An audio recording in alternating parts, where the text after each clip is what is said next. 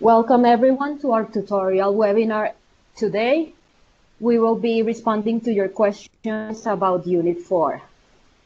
We have our guest expert, Gonzalo Pizarro, to answer all your questions regarding the activities, the concepts we have been learning during this unit. So please write any questions you may have in the chat box.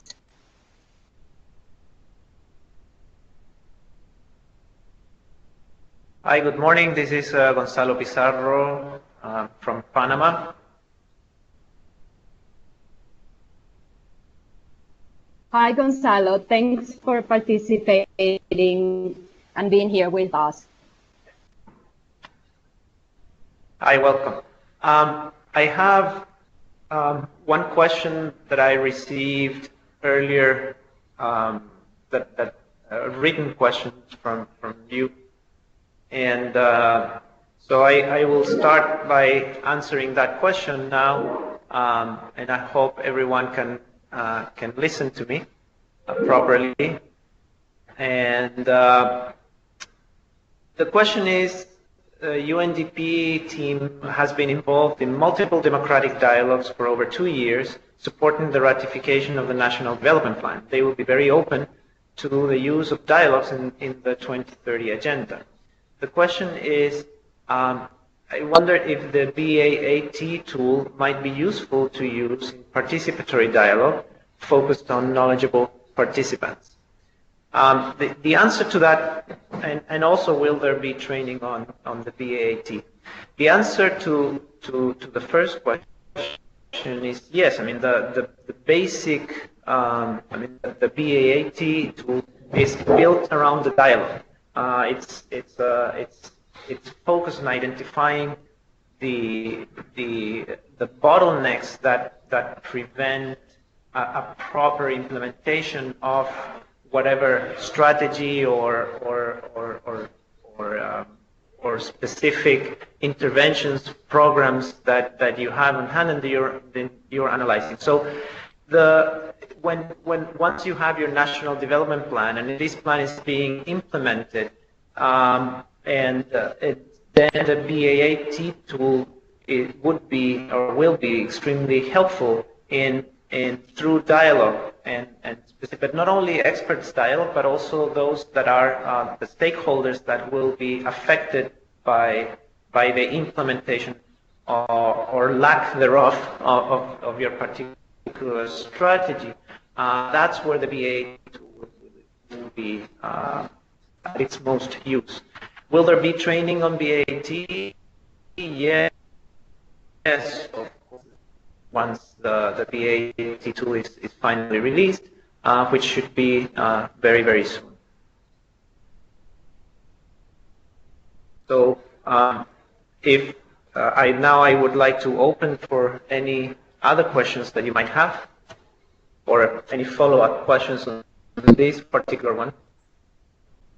Yes, if anyone has a question, please write it in the chat box. Or we also invite you to open your mic and ask your question. Hello. So Hi, good morning, everyone. Good morning. Excellent. Welcome, Cherise. I heard you. That's good news. I would, while you are posting your questions, I would like to focus on a couple issues about the RIA, its application, and how it relates to other tools. One message that I think is key to understand in terms of the overall application is that, first things first. I mean, there's an obvious statement, but I think it's always necessary to reinforce it, which is there are no tools that are useful for everything. So you need to understand what the questions, the first issue is to understand what the question is, what's the issue that is being dealt with at the level your counterpart, the government, whoever it is that is your counterpart, and then you can identify what's the best within your toolbox, what is available tool that you have to answer that specific question. Once you have that in place, you also need, once you have that understanding in place, we have then issues such as the rapid integrated assessment tool, which allows you to have a snapshot, a picture of where the planning. So what is the government or a unit? What are you trying to? What are your targets? What are you trying to do? And how that actually, the answer, the question there is, okay, so I have my planning. How is that? How does that planning reflect the SDGs, the SDG targets? At a very micro level, and that would allow you to initiate a dialogue. The most important issue or the most important outcome of the application of the rapid integrated assessment. Obviously, you have the snapshot, the report that you will get, but the outcome itself is the dialogue, the discussions that you can then have with your counterparts about whether the alignment, whether the issues that have been highlighted, the gaps that you have identified, they do reflect the priorities of the government or not. And if they don't reflect the priorities of the government, why is that? And how can those be bridged? So again, the application of any tool is the end of the end purpose is not the application of the tool itself, but to promote some change due to the findings of your tool, or be able to say you are where you want to be, and therefore we can now move on to other things. It's not that the picture of alignment in itself is what you want to find.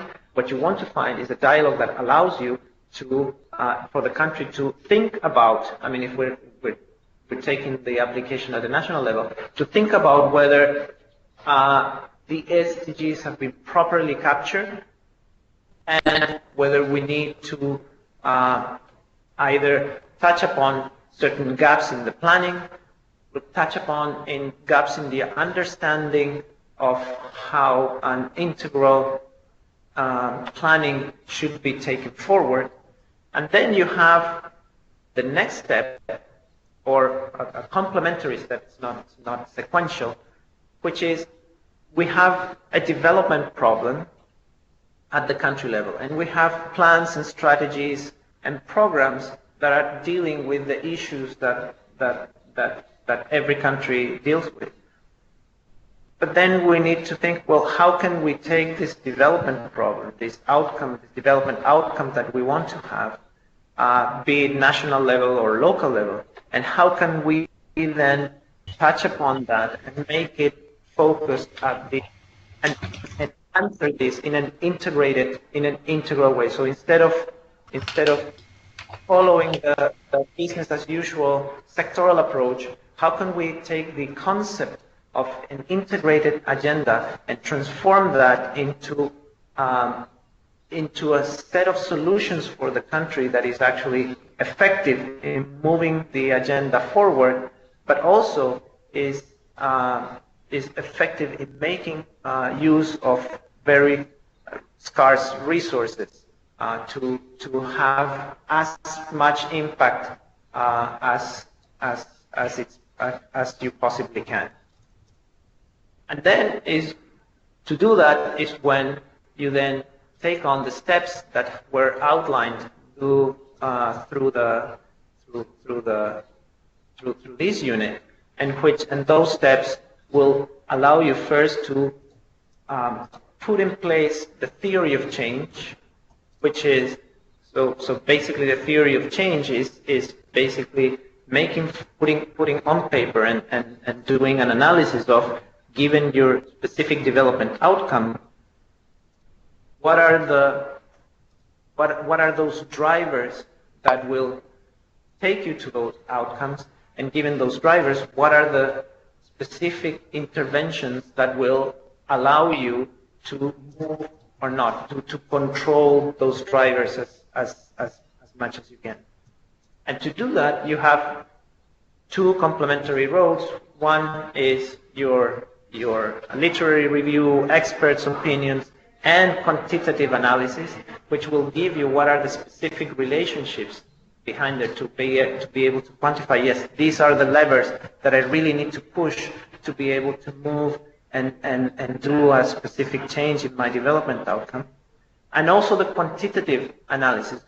Sometimes, many times, you don't have data for everything.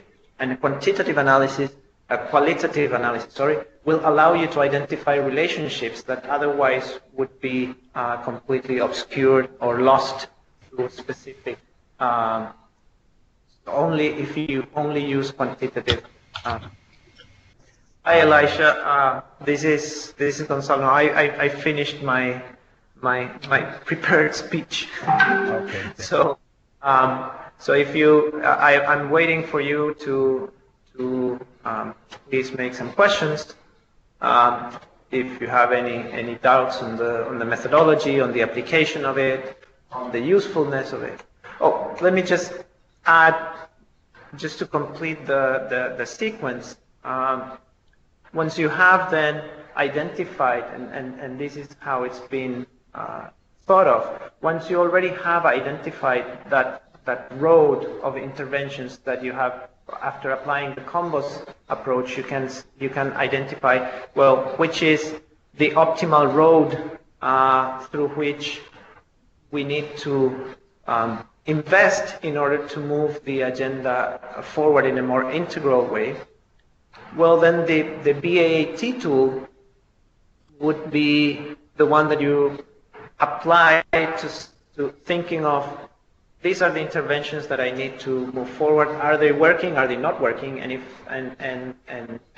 if so, what are the bottlenecks that are preventing either current bottlenecks or bottlenecks that you might envisage in the future? I mean, remember that we're thinking in a medium to long-term horizon. So you have current bottlenecks, but you also might be able to, through forecasting or the use of other tools, envision what are specific bottlenecks that might arise in the future. And using that approach, then we can, using the bottleneck approach, then you can make a more effective and efficient implementation, and that's why we call it the acceleration. It's because you make the path, the trajectory that you have now, hopefully you will have a faster trajectory in terms of achieving the targets, the development targets that you want. So that closes the circle in the relationship, I think, the relationship that you have between a rapid integrated assessment, a combos approach, and the bottleneck and acceleration tool. Thanks, Gonzalo, for that, for your explanation. Maybe following up on our topic of our forum for Unit 4, I would like to encourage maybe participants to share their experiences and challenges in implementing the theory of change. Maybe if anyone would like to share about that. So Doreen is saying, I think that main challenge will be political in implementing the theory of change. Early indications suggest that the problem definition at the national level is going to be difficult. Have you experienced this in other countries? Thanks, Doreen, for that. Maybe anyone or Gonzalo has an answer for this?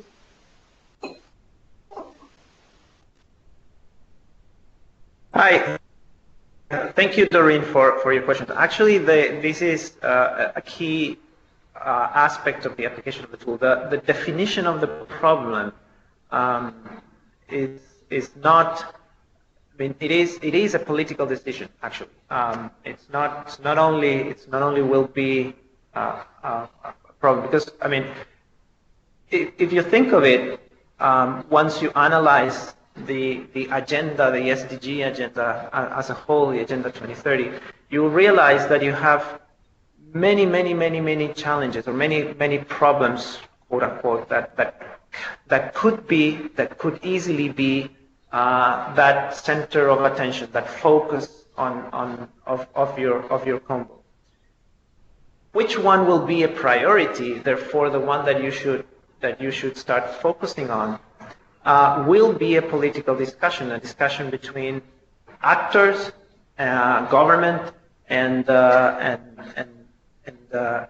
all those that need to be involved. But the final decision will be, for example, if your counterpart is the government, the final decision will come as a political decision saying, yes, we acknowledge that we have problems in, let's say, poverty and insecurity and hunger and health, universal coverage of health, etc., etc. But our main focus, and it might be just because it was a president's speech or a prime minister's speech that he or she stated that it would be the priority of the country to focus on the hunger issue or the health crisis.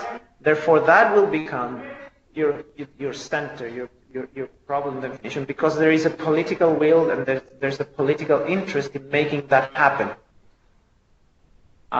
So yes, I mean, to make the long story short, yes, the definition of the problem goes through a discussion at the political level, and that's exactly what has happened in some of the countries that we're working on and which are now starting to implement this approach. That definition, that problem definition, has been through discussions at political level. Over. Thanks, Gonzalo.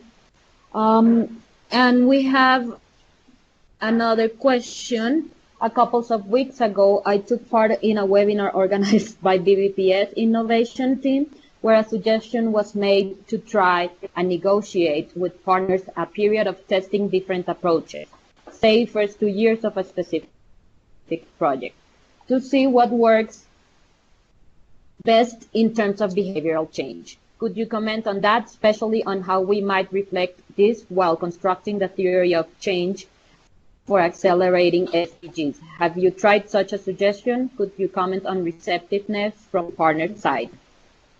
Thank you for that question. Thank you. This is, yeah, so here we need to, I think, we need to, I mean, this is very, we just had the innovation team here in Panama talking about this specifically, so I have it very fresh in my mind. The issue here is that you need to separate, I think you differentiate what it is, your definition of the problem and the theory of change that goes behind it. So what are the specific drivers for change and so on and so forth, which is what within the innovation team they call it in their framework, is whether you know your context, how well you know the context of the solution. Once you identify specific solutions to be applied, so in this case, let's say you identify that there are certain interventions that need to happen with the judiciary and the Ministry of Labor and so on and so forth, then I think it's very important within the assumption that you know your context well and you are confident with the identification of the leverage. So this is sort of like the combos approach and the theory of change approach would be your background study, your analysis for the definition of the problem. Their innovation, I mean, their suggestion of actually testing different approaches comes when you're actually taking this to the ground and say, well, this is the solution, this is what needs to be implemented. And therefore, and so there is where you have the issue of saying, well, do I have a control group to see what are the changes, what's the progress if I just leave it business as usual, with intervention that you have defined, and think of alternative ways. So maybe you have a favorite way, but through exploring with other people, with dialogues and so forth, you might identify other possible, with other experts and so on and so forth, you might identify potential other ways of approaching this problem that might have, with specific populations or within the context of a geographical location, might have a better result than the one that you have. So in that case, yes, it is the optimal approach to actually be able to test. So I mean, it's the optimal way of implementing, to actually be able to test different approaches and move on to be able to identify and monitor which are the ones that are having the best result, and therefore then you invest your resources in the one that is actually causing the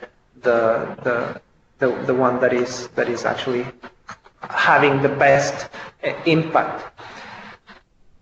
In terms of the combo application, we haven't been able to try such a suggestion because these are not yet, I mean, this is something fairly new, and therefore we are not yet at the stage of implementing this approach. We're still in the countries that this is now being implemented. We are now it would now be in the next phase of this project. And Eva, yes, it is a problem. I mean, this testing approach, yes, it's in the operationalization phase rather than on the theory of change. Because in the theory of change, you are identifying the drivers of change, and then when you implement strategies to affect change into those drivers, that's when you need to have it, because you're actually doing it when you're already implementing, when you're already with people on the ground. That's exactly. Elisha asked, go ahead please, sorry. No, go ahead, Gonzalo. I was just going to read the question. Go ahead. Well, Elisha asks if we have any examples of governments of amending or adapting budgeting processes to accommodate these new approaches. In particular, approaching the agenda using combos or even a theory of change approach to designing interventions. Success in the region to report on already on this regard. Well, Renee, you just you just took my thoughts exactly. We have two very good examples of countries using the theory of change approach, and specifically and explicitly attempting to incorporate SDG outcomes as part of the results-based budgeting. One is Guatemala, where we're currently working, and they have two or three specific national priorities within the context of the SDGs, and they are and they specifically ask us how could they modify their budget, their monitoring and the budget lines, and they identify how the indicators should be incorporated in order for them to budget around SDG achievable. The second one is Guyana, which exactly as Renee mentions, they're trying to incorporate the theory of change, so how things are interconnected and move towards a results-based budgeting, which has an SDG framework on the background. Finally, I think a good example of how things work in this sense, one is one one is Honduras, where you have a results-based budgeting process ongoing. This is previous to the SDG discussion. And they're already having very good results in terms of monitoring and having this on the impact. On the impact side. But as Renee mentions, probably some of the biggest challenges come from the governance side of things. How the different units, agencies, ministries, and so on and so forth have the capacity to identify those two,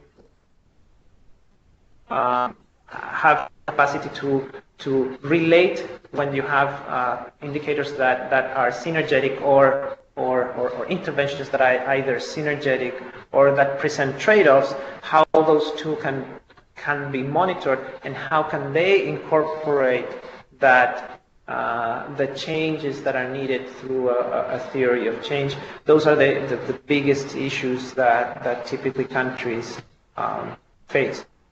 Let's see, Kelly is asking, we have serious issues with implementation given that our monitoring and evaluation system is not really a true M&E system. It's a monitoring system with no evaluation aspect, and holding people accountable for that implementation is very difficult.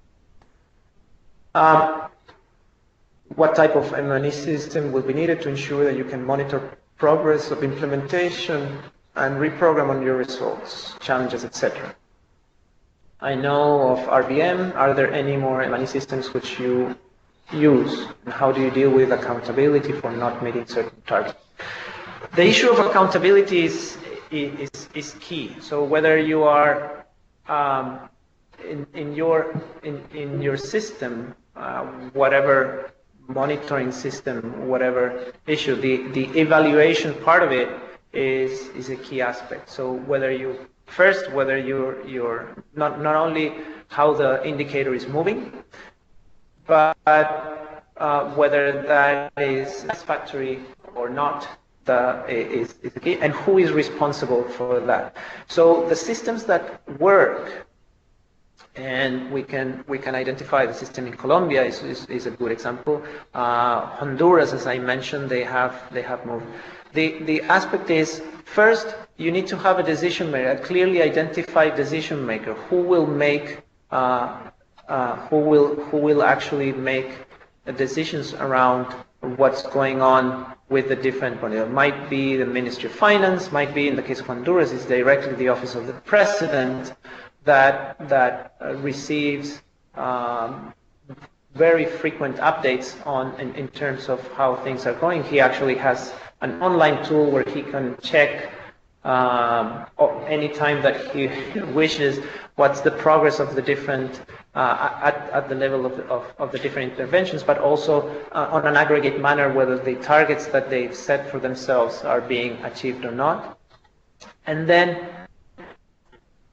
in order for that to work, and that's why it works there, it's because there's a clear accountability line being set in terms of who needs to, within their cabinet, who needs to respond for certain targets being met or not. So that line, that chain in terms of accountability is a key aspect for any, be it RBM, be it RBB, whatever is the system that you need. The side of being able to analyze the data and provide some informed informed judgment into whether you are on target or not is important. And second, the line of accountability. So who has to make those changes happen? Let's see. Doreen asks about the MAPS methodology and the relationship with the MAPS mission. The methodology has a lot of consultations and negotiations built in. Lots of stakeholders, citizens, politicians each have a chance to have a view. The MAPS mission is only a couple of weeks, I think, with each step and report delivered at the end. How is the tension between the time needed for input versus the limitations of a MAPS mission? So, okay, so here's Okay, so what we need to clarify, I mean, the distinction that needs to be made here is between the distinction being made between what is the MAPS framework itself and the MAPS mission, and then what the outcomes of a MAPS mission will be, and what is expected as a follower. The MAPS framework is basically just I mean, it's not just, but it's the way that the UNDG, the development group, has agreed upon to approach the SDG implementation of the Agenda 2030, and it just allows the different agencies to, whether depending on which is stable, which is the reality, the context on the ground of the country or a subnational level, that this needs to be approached for. How, what are the different issues, aspects that we have an advantage in terms of, we as UN system have an advantage in providing forward and supporting different governments, and how, and identifying tools from different agencies that can support in that, etc., etc. And also it kind of guides you in terms of what are the things that need to be happening to be able to have an effective implementation. And so you have everything from advocacy issues within the MAPS framework all the way down to monitoring and evaluation and very specific sectoral technical assistance identified within this whole framework. The MAPS mission, it's called MAPS mission because it tries to bring this approach to SDG implementation. It is a process that was first envisioned to be able to a little bit more as an advocacy tool, but it quickly morphed into supporting and bringing the SDG agenda for countries that have the SDG agenda high on their political radar. How can they effectively implement? So the MAPS missions is very time intensive in preparation. You usually have 3 to 4 weeks, about a month of prior to the mission itself. The mission is a week and a half. It has been in different countries at different lengths involved, but before that you have a very strong and quite time-consuming preparation that involves analysis of the country. Many countries have done rapid integrated assessments to see how to delve into their different planning documents and so on and so forth. And so then the MAPS mission comes to the people that are involved in this mission have a very, hopefully an in-depth knowledge of what the country has planned, how they've been incorporating the governance around implementing the SDGs and so on and so forth.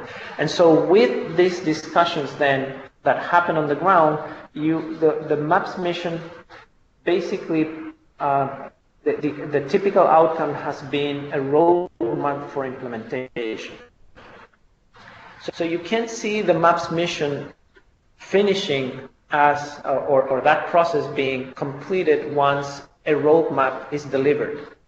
What happens next is that roadmap, which identifies what potential ways forward for implementation and what in our, meaning UN development system, view is the best way to move the agenda forward through actually for example, the application of those basically the first 2 steps of the combo approach, which is the identification of the problem and the identification of those drivers, those accelerators that will make the agenda move forward.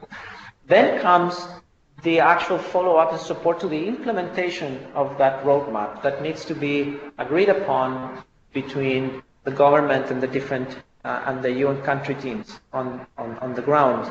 So the MAPS mission will present that, will present this roadmap as an outcome. But once it has been hopefully adopted and by government, then it comes the long breath part of it, which is actually supporting the implementation of this roadmap. So the MAPS mission is a triggering, for lack of a better word, it triggers a series of other support and long-term work for the UN system. And obviously this is because there is an approach that is being incorporated by the government, and they want to move forward on this. A good example of the theory of change and combo strategy used by local governments. Theories of change, there are many. I mean, the theory of change is not something that we came up with. So, so many countries actually have, or at local levels, there are many of their municipality level planning documents or regional level planning documents where there actually there's quite a good application of a theory of theories of change, and this is common throughout many countries. The combo strategy, on the other hand, is something that is recent because it was presented only last year, and so we have applications by local governments, but they're ongoing, so we cannot. It's too early to judge how successful they are because they're just being developed. So we have in Honduras, in Mexico, and I think Ecuador right now is going to start as well. Applications of, in Paraguay is the other one that will start the application of a combo at a local level. Costa Rica is also thinking about it, but these are very on their very early stages. So I would be probably too. It would be too presumptuous to say that they are successful or good examples. I mean, the theory of change, yes, I can definitely guide you to several local level documents that have good applications of theories of change in them. Thanks, Gonzalo. Sure, yeah, I will. Once we're done here, I will provide the facilitators with some links to documents that have good applications of theories of change. Mind you that the ones that I've seen though are mostly in Spanish, so you'll be using Google Translate quite a bit. I'll try to find with my colleagues on headquarters whether they can guide me with to some other English documents. Thank you, Gonzalo. Do we have any other questions from the participants? So if there's not any more questions, I would like to tell you that we'll be posting on our platform from the course the links that Gonzalo will be sharing with us, and the recording of this webinar as well. And I would like to thank Gonzalo for your very useful insights and everyone who has been participating in this webinar.